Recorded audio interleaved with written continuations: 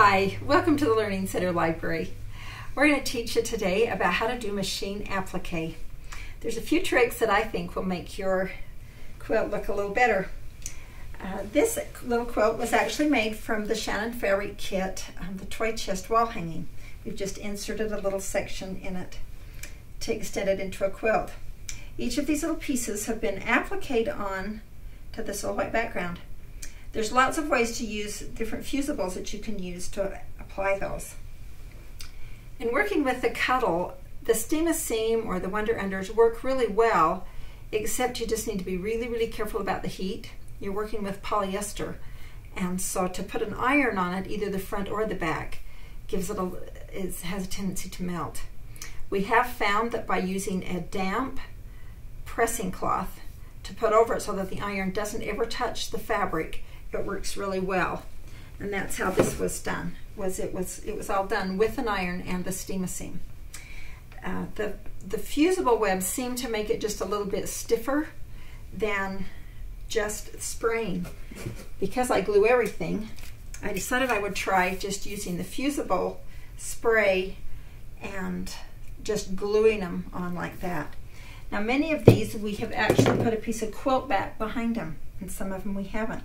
These are just the flat fabric, and they've just been fused on using the glue. This, I've got a little tractor here that we're working on, and the way we've done that is we've actually fused the fabric piece to the piece of quilt back, and then actually fused that onto the fabric backing. Spraying is always a concern, and so with some of the smaller pieces, it's really easy to just lay them in a box. And if you have trouble with them flipping because the aerosol is going to spray, just take a few straight pins and stick them into the corners before you spray, and then they don't move around. You just need to be careful when you take them out and go to stick them down. The glue I have had the glue get onto the outside of my quilt so that it's just a little bit messy. But I've also found that if I use a little bit of the Gooby Gone, if you can just spray a little bit of it onto your freezer paper and use a Q-tip and then just go around the edges of wherever you think you might have a little bit of the glue, it comes off really easy. I've also used glue sticks on small pieces, and this works really well. Just make sure it gets dry. I use my walking foot with the open toe when I do my applique work. I use the blind hem stitch. I found that that works the best in going around the edges. Now, one thing I have found that with the batting, as you can see, this has been fused to the fabric. I've sewn the center section on, and then, now see, this one is, well, it's fused. I just peeled it off. So I'll put a little bit more glue on it, but I sometimes the batting, when you cut that edge of batting, the batting comes right to the edge, so when you applique that, it tends to show. So I like to just trim this batting just a little bit, just maybe 1/8 of an inch. I just cut it back just enough that it keeps it from showing, and I just peel that back. And it's okay to peel this off just a hair. You can always stick it back down with another little bit of glue or a little bit of the glue stick. But just cut that off just enough that your little bitty edge doesn't stick out, and then just pull the edge over it. One of the fun things that we've decided to make out of cuddle is rugs. At our quilt market booth the last few years, we've made rugs that we've used for little focal spots. A rug is just like making a quilt. First of all, you pick a backing fabric, which in this case is canvas. This canvas just came from the farm store. It's been washed so that all the sizing is out of it and it's shrunk. We always line it with the batting, which is the same you would do with a quilt. So we have the backing and the batting. And in a little rug, you always want to put the batting because it just gets too flat. And I have glued this batting on using the 505 spray. You want this to be stuck right down tight. We will be sewing through all of the layers, and so it again acts just like a quilt. You want it to be machine quilted in a lot of places to hold the batting flat. So on this quilt or rug, we've chosen a center section, and so this is our focal area. So we glued the sky onto the batting, and now we've added all the layers of our quilt, or our equipment. You can see the machine stitching has come right through, or on the backing.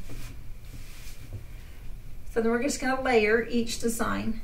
And again, I try to work with the nap just because I want to be sure that I'm keeping the stretch and the straight separate.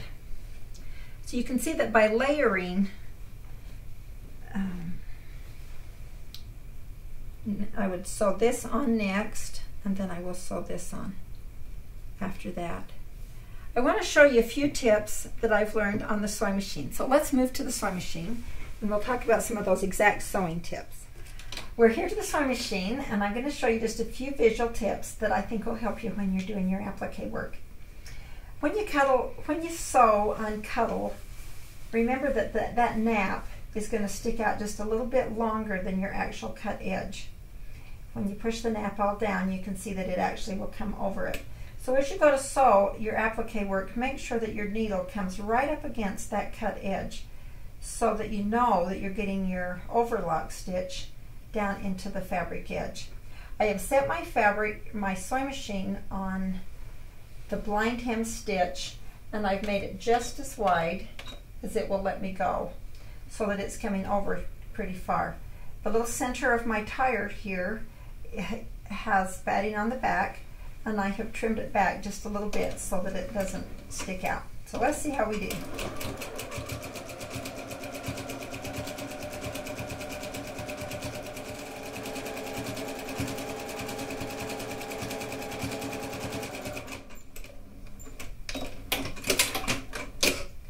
You can see that when the cuddle is stabilized with batting or paper or a stabilizer, it feeds through really easily and you get very few puckers. If you're doing just fabric on fabric without the batting, you can do it the very same way, just always put a stabilizer on the back, either computer paper or a purchased stabilizing product to keep it from stretching. The cuddle is so stretchy that it's hard when you go to turn to keep it staying flat, so it always needs to be stabilized with something, whether it's the batting or whether it's just a piece of computer paper. As you build your quilt or your rug, you can see that we've done it all in different layers. So now that I've pre-made my tire, I'm going to come back and I'm going to applique around the fender, and then we'll lay the placement where we want and glue this down with our handy dandy spray. You can see that it's best to start with the bottom layers and work to the top so that you can keep all of your edges hidden where you need them to be. Now to finish our quilt, after we get all of our other things appliqued down, we're going to treat this just like we do a row by row quilt. So when we go to add the borders, we're going to sew it on just like we would a quilt. We're just going to sew, and then we're going to flip and fuse, and then we're going to sew, and then we're going to flip and fuse. You can see on the wall hanging that matches how every layer has a different story, and then as we finish the edges, they were just all sew and flipped and sew and flipped and then bound. So it's the same process whether you want to make a wall hanging or whether you want to make a rug. So now as you think about doing different kinds of appliques, let's just look at a couple of more surfaces that are fun to applique on. Some of the surfaces that are fun to applique on: wall hangings, pillows, table runners.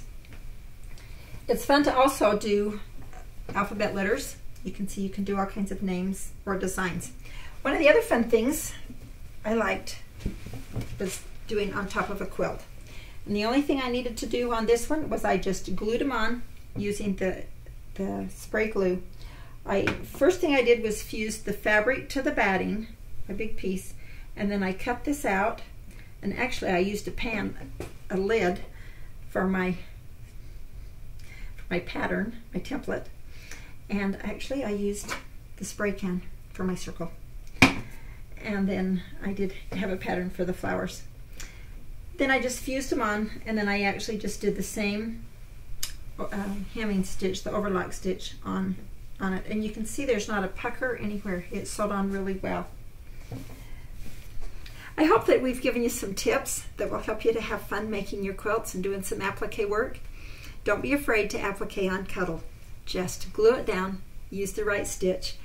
I used a size 90 stretch needle. On the thicker things, like on the rugs, I like to use the 110 where it's a little bit thicker. Make someone happy. Make them a cuddle rug or a cuddle blanket.